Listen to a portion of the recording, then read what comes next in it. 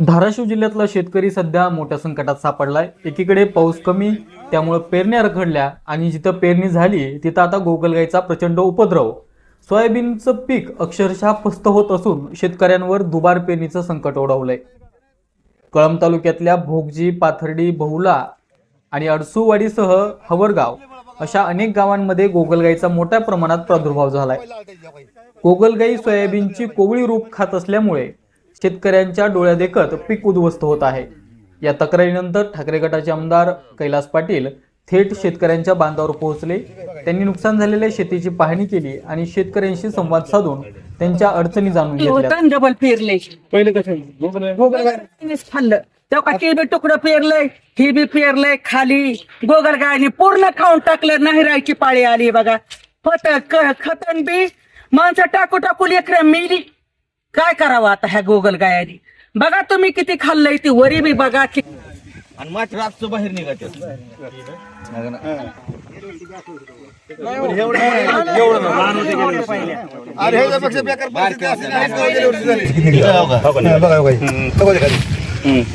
दिवसा पुरून घेत खालीच बसते तो लय आत्ती झाले। अहो ती काय उजळलं की पुरून घेतात। नितीन जनकला फोन लाव रे। डुबलेवर तर निघला असेल येत असेल खाली। आता डुबले मला बघा बाहेर निघल्या असत्या, नाही तर हे सगळं खाल्ले तो काही लाल त्याची काही लाल सगळे आणि माठ रातचं बाहेर निघायचं।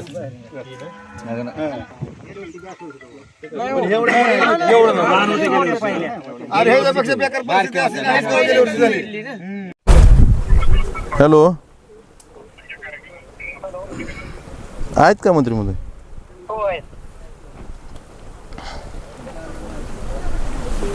हॅलो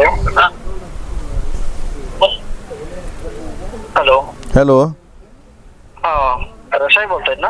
कैलास पाटील बोलतोय। हा देतो साहेबांना। हो हो,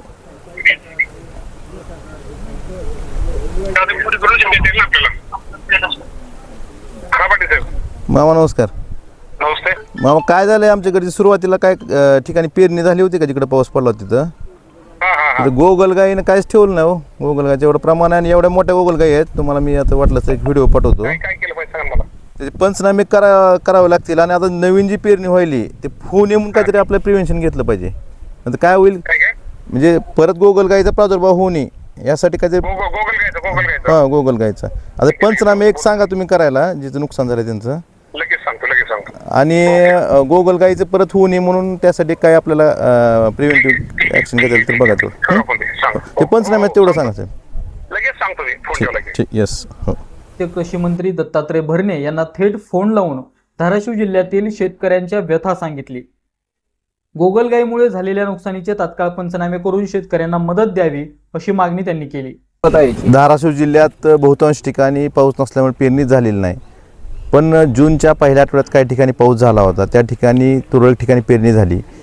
त्या तुरळक ठिकाणी पेरणी झालेल्या ठिकाणी सुद्धा गोगलगाईचा प्रादुर्भाव खूप मोठ्या प्रमाणात आढळून आलेला आहे। आपण या भोगजी गावात आहेत, भोगजी, अडसूळवाडी, बहुला या परिसरातील या गावामध्ये गोगलगाईचा प्रादुर्भाव खूप मोठ्या प्रमाणावर आहे।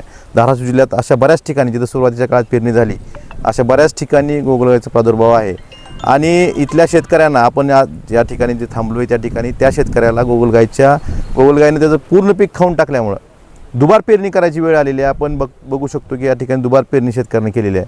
त्यामुळं एका बाजूला आसमानी संकट, अल निनोच्या आसमानी संकटामुळं बऱ्याच ठिकाणी पेरणी झालेली नाही आणि दुसऱ्या बाजूला ज्या ठिकाणी पाऊस पडला आहे त्या ठिकाणी गोगलगाईनं सोयाबीन खाऊन टाकलेलं आहे। त्यामुळे अशा दुहेरी संकटात शेतकरी सापडलेला आहे। मी आपल्या राज्याचे कृषी मंत्री भरणे मामांशी संपर्क केला, त्यांना याबाबत कल्पना दिली आणि त्यांनीही पंचनाम्याचे आदेश दिलेले आहेत।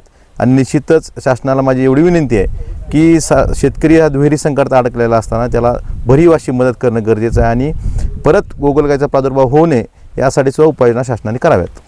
आता पंचनामे होतात का आणि नुकसान भरपाई शेतकऱ्यांच्या हातात कधी पडते याकडे धाराशिव जिल्ह्यातल्या शेतकऱ्यांचं लक्ष लागलंय। नमस्ते धाराशिव लाईव्ह, भोगजी, कळंब।